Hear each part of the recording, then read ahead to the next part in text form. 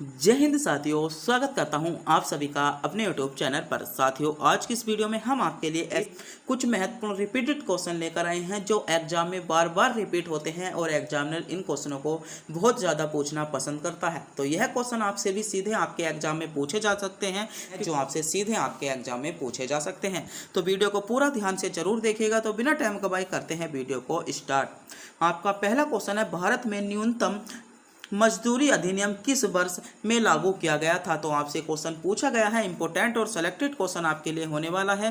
Question है, भारत में न्यूनतम मजदूरी अधिनियम। तो भारत में जो न्यूनतम मजदूरी अधिनियम था मेरे प्यारे साथियों, वह आपका जो पेश किया गया था, आपका सही जवाब होगा 1948 में भारत में आपका न्यूनतम मजदूरी अधिनियम पेश किया गया था, यानी बी विकल्प के साथ इसमें आपका बिल्कुल करेक्ट जवाब हो जाएगा। मेरे प्यारे साथियों, आज के जो क्वेश्चन होने वाले हैं सभी क्वेश्चन सेलेक्टेड, इंपॉर्टेंट और गोल्डन क्वेश्चन होने वाले हैं।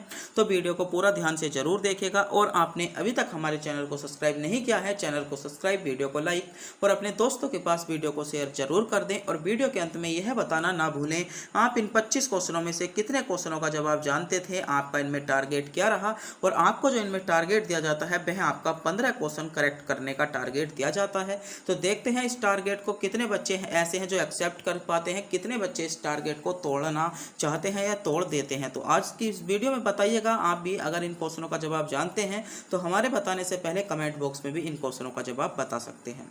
अगला क्वेश्चन है आपका, लिंग पूजा का प्रथम स्पष्ट उल्लेख किस पुराण में मिलता है? तो इंपॉर्टेंट क्वेश्चन है लिंग पूजा। तो लिंग पूजा का जो प्रथम उल्लेख मिलता है मेरे प्यारे साथियों, वह आपका कौन से पुराण में मिलता है, यह क्वेश्चन आपसे पूछना चाह रहा है। तो लिंग पूजा का जो आपका प्रथम स्पष्ट आपका उल्लेख मिलता है वह मेरे प्यारे साथियों आपका मत्स्य पुराण में मिलता है, यानी इसमें जो सही जवाब होगा ए विकल्प के साथ इसमें आपका बिल्कुल करेक्ट जवाब हो जाएगा। क्या ए विकल्प के साथ इसमें आपका बिल्कुल सही जवाब होगा। बात करते हैं कुल पुराणों की संख्या कितनी है। तो कुल जो पुराण है वह आपके 18 पुराण हैं, जिसमें जो सबसे पुराने पुराण की बात करें तो मत्स्य पुराण कौन सा हो जाएगा, मत्स्य पुराण। मत्स्य पुराण जो है वह आपका सबसे पुराना पुराण है। कौन सा है, सबसे पुराना बोल देंगे हम इसको। बात करते हैं सबसे बड़े के बारे में, तो सबसे बड़ा पुराण जो है वह आपका स्कंदन पुराण सबसे बड़ा पुराण हो जाता है। अगले क्वेश्चन पर बढ़ते हैं। अगला क्वेश्चन आपके लिए क्या इंपॉर्टेंट है। अगला क्वेश्चन है आपका, बर्मी भारत के किस पड़ोसी देश की राजभाषा है? तो आपका इंपॉर्टेंट और सेलेक्टेड क्वेश्चन होने वाला है। 3 स्टार इस क्वेश्चन को दूंगा क्योंकि यह क्वेश्चन आपको सीधे आपसे एग्जामिनर आपसे एग्जाम में पूछ सकता है। क्वेश्चन है आपका, बर्मी भारत के किस पड़ोसी देश की आपकी राजभाषा है? तो क्वेश्चन आपसे बर्मी पूछा गया है। तो बर्मी जो मेरे प्यारे साथियों आपकी राजभाषा है वह आपके कौन से देश की है? तो सही जवाब होगा बर्मी आपकी म्यांमार देश की राजभाषा है। कहाँ की है? बात करते हैं बर्मी, तो बर्मी आपकी म्यांमार देश की भाषा है। बात कर लेते हैं नेपाल की भाषा क्या है। तो मेरे प्यारे साथियों आपकी नेपाल की भाषा क्या है, जल्दी से जल्दी कमेंट बॉक्स में बताइएगा। नेपाल की भाषा आपकी क्या हो जाएगी।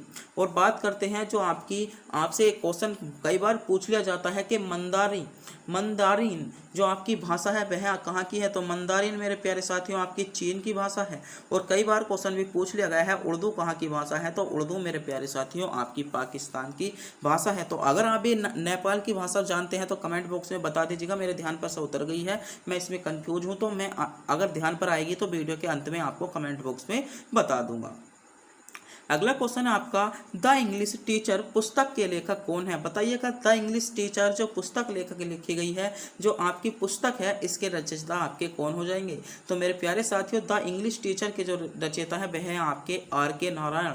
R.K. नारायण इसमें सी विकल्प के साथ आपका बिल्कुल करेक्ट जवाब हो जाता है, जिन बच्चों ने विकल्प सी को चुना है। अगला क्वेश्चन देखते हैं। अगला क्वेश्चन है आपका, निम्नलिखित में से कौन स्वतंत्र भारत की प्रथम महिला सशस्त्रीय नृत्यकांग थी जिन्हें राज्यसभा के सदस्यों के रूप में नामांकित किया गया था? तो इंपॉर्टेंट और बहुत ही ज्यादा सेलेक्टेड क्वेश्चन होता है।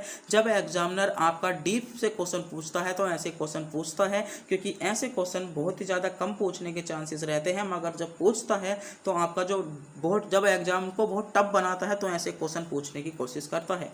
क्वेश्चन है, एक बार ध्यान से पढ़ेंगे, निम्नलिखित में से कौन स्वतंत्र भारत की प्रथम महिला आपकी सशस्त्र नृत्यकांगना थी जो आपकी राज्यसभा के सदस्यों के रूप में आपकी नामांकित की गई थी। तो कौन थी? आपका सही जवाब था वे आपकी थी रुक्मणी देवी। कौन थी? रुक्मणी देवी थी, जिनको आप क्या था 1952 में इन्हें क्या था राज्यसभा का सदस्य के रूप में नामांकित किया गया था। यानी इसमें जो सही जवाब होगा सी विकल्प के साथ आपका बिल्कुल करेक्ट जवाब हो जाएगा। अगले क्वेश्चन पर बढ़ते हैं।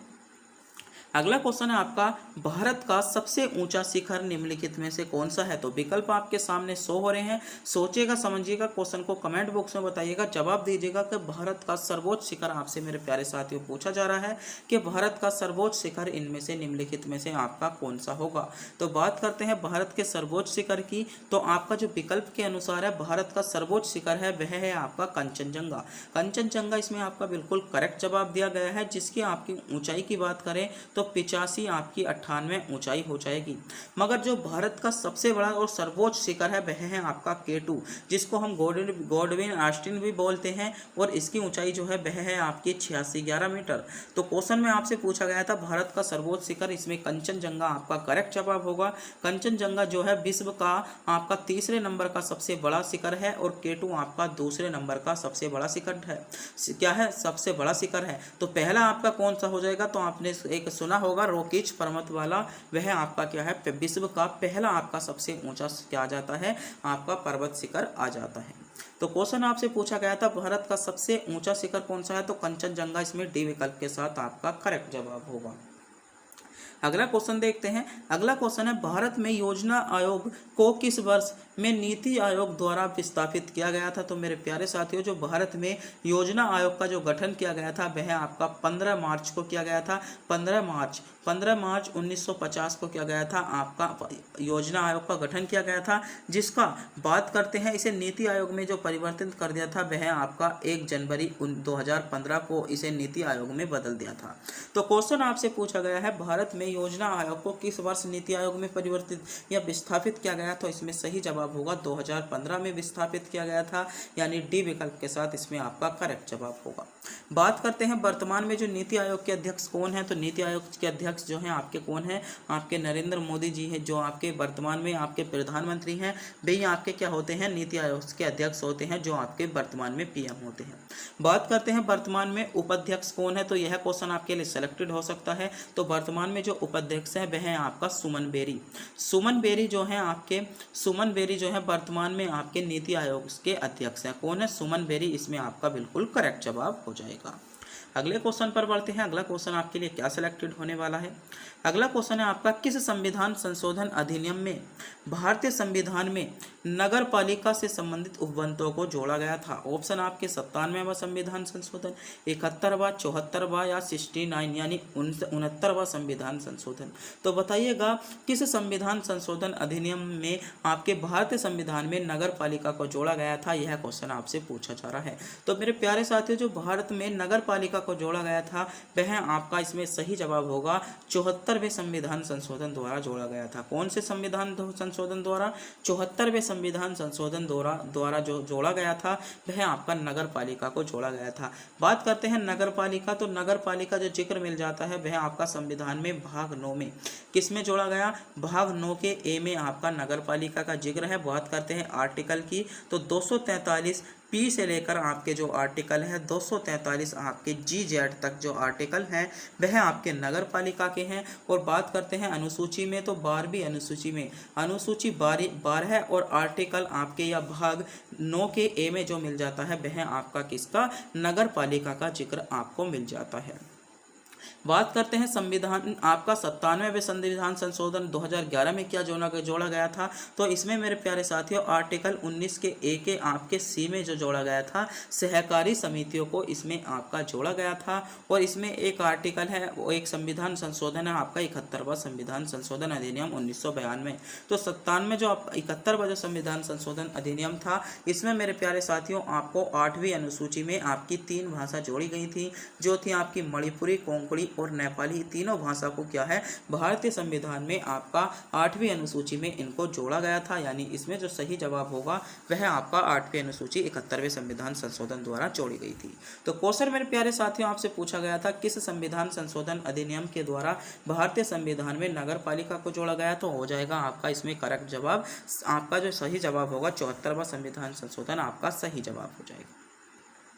अगला क्वेश्चन देखते हैं। अगला क्वेश्चन है आपका निम्नलिखित में से कौन सी एक अधातु है जो विभिन्न रूपों में पाई जाती है। तो मेरे प्यारे साथियों जो आपको ऐसे इसमें से विकल्प चुनना होगा जो आपकी अधातु है और विभिन्न आपके रूपों में पाई जाती है। तो इसमें आपका सही जवाब होगा कार्बन, इसमें आपका बिल्कुल सी विकल्प के साथ आपका करेक्ट जवाब होगा। कार्बन जो मिल जाता है आपको हीरे और ग्रेफाइट के रूप में मिल जाता है जो कि एक अधातु है, यानी इसमें सी विकल्प के साथ इसमें आपका बिल्कुल सही जवाब होने वाला है। अगला क्वेश्चन है आपका पोलियो रोग निम्नलिखित में से किस प्रकार के जीव के कारण हो जाता है। तो इम्पोर्टेंट और सेलेक्टेड क्वेश्चन होगा यह क्वेश्चन आपके लिए कि पोलियो जो रोग है वह आपका निम्नलिखित में से किस प्रकार के जीव के कारण होता है। तो पोलियो जो रोग होता है मेरे प्यारे साथियों आपका सही जवाब होगा विषाणु के कारण होता है, यानी डी विकल्प जिन बच्चों ने चुना है बिल्कुल सही चुना है। जो भी बच्चे विकल्प डी की ओर जा रहे हैं बिल्कुल सही जा रहे हैं। डी विकल्प को चुनने वाले सभी बच्चों का जवाब बिल्कुल करेक्ट जवाब हो जाएगा। अगर मेरे प्यारे साथियों आपने अभी तक हमारे चैनल को सब्सक्राइब नहीं किया है, चैनल को सब्सक्राइब जरूर कर लें, वीडियो को लाइक जरूर कर दें और अपने दोस्तों के पास वीडियो को शेयर जरूर कर दें, क्योंकि हम आपके लिए सेलेक्टेड से सेलेक्टेड और इम्पोर्टेंट क्वेश्चन लेकर आते हैं और आपके लिए यह वीडियो आपकी बहुत इंपॉर्टेंट होने वाली है।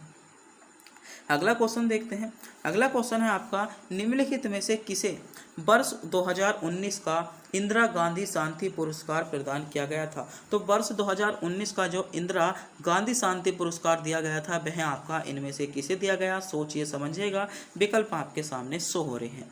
तो इंदिरा गांधी पुरस्कार जो आपका दिया गया था मेरे प्यारे साथियों वह आपका सर डेविस एडवन बोरो को जो दिया गया था वह आपका 2019 में इंदिरा गांधी पुरस्कार दिया गया, यानी सी विकल्प के साथ आपका करेक्ट जवाब होगा। बात करते हैं इंदिरा गांधी शांति जो पुरस्कार था इसकी शुरुआत कब से हुई थी। तो 1986 से आपकी इंदिरा गांधी शांति आपका जो था इंदिरा गांधी शांति पुरस्कार की शुरुआत हुई। तो यह क्वेश्चन भी आपसे पूछा जा सकता है। बात करते हैं इसमें कितनी राशि दी जाती है। तो इसमें मेरे प्यारे साथियों आपकी 25 लाख रुपए तक की इसमें राशि दी जाती है जो आपकी नगद राशि दी जाती है। अगले क्वेश्चन पर बढ़ते हैं। अगला क्वेश्चन है आपका पद्म विभूषण और पद्म भूषण से सम्मानित किशोरी अमोनकर निम्नलिखित में से किस क्षेत्र से संबंधित एक प्रसिद्ध व्यक्तित्व थे। तो क्वेश्चन पूछा गया है पद्म विभूषण और पद्म भूषण से सम्मानित किशोरी अमोनकर जो थे वे आपके किस से संबंधित थे। तो इसमें सही जवाब होगा तो वे आपके जो थे संबंधित थे मेरे प्यारे साथियों आपके संगीत से संबंधित था इनका, यानी संगीत का जो था इनसे संबंधित था, यानी डी विकल्प के साथ इसमें आपका करेक्ट जवाब होगा। बात करते हैं किशोरी ओमनांकर का जो जन्म हुआ था मेरे प्यारे साथियों वह आपका मुंबई में हुआ था और यह किससे आपका बहुत इंपॉर्टेंट क्वेश्चन है जयपुर घराने से संबंध रखते थे। किससे संबंध रखते थे, यह आपके जयपुर घराने से क्या रखते थे, संबंध रखते थे। और कौन थे, एक संगीतकार थे जो आपके इनका वाद्य यंत्र क्या था, तो तानापुरा जो था इनका क्या था, वाद्य यंत्र था किसका, आपका किशोरी का जो आपका वाद्य यंत्र था वह था आपका तानापुरा। और इन्हें जो आपका क्वेश्चन में पूछा गया था पद्म विभूषण, तो मेरे प्यारे साथियों पद्म विभूषण जो दिया गया था आपका 2002 में सम्मानित किया गया था और पद्म भूषण से इन्हें 1987 में सम्मानित किया गया था। तो क्वेश्चन आपसे पूछा गया था किशोरी जो आपके ओमन नंकर थे जो उनका जो संबंध था वह किससे था, तो संगीत से था। डी विकल्प के साथ इसमें आपका बिल्कुल करेक्ट जवाब हो जाएगा। अगला क्वेश्चन है आपका कामाइचा एक मुड़ी हुई बांसुरी है जो कि मगनियार द्वारा बनाई जाती है। तो यह आपके कौन से राज्य में आपसे पूछी जाती है या कौन से राज्य में बनाई जाती है, तो सही जवाब होगा आपका पश्चिमी राजस्थान में बनाई जाती है, यानी ए विकल्प के साथ इसमें आपका बिल्कुल करेक्ट जवाब हो जाएगा। अगला क्वेश्चन आपका कथक भारत के किस भाग का प्रमुख नृत्य है। तो मेरे प्यारे साथियों जो कथक है वह आपका भारत के उत्तर भारत का प्रमुख नृत्य है। बात करते हैं कथक कौन से राज्य में होता है, तो कथक जो होता है वह आपका उत्तर प्रदेश राज्य है, यानी जिसको हम यूपी भी बोलते हैं, कथक आपका यूपी में होता है।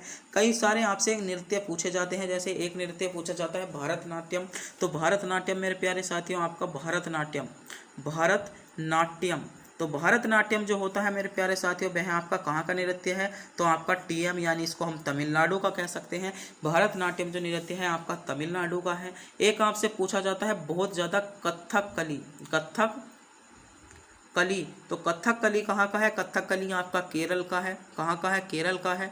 और एक बहुत पूछा जाता है मोहिनीअट्टम, मोहिनीअट्टम कहाँ का है आपका, जल्दी से जल्दी कमेंट बॉक्स में बताइएगा। मोहिनीअट्टम आपका कहाँ का है, आंध्र प्रदेश का है या कर्नाटक का है।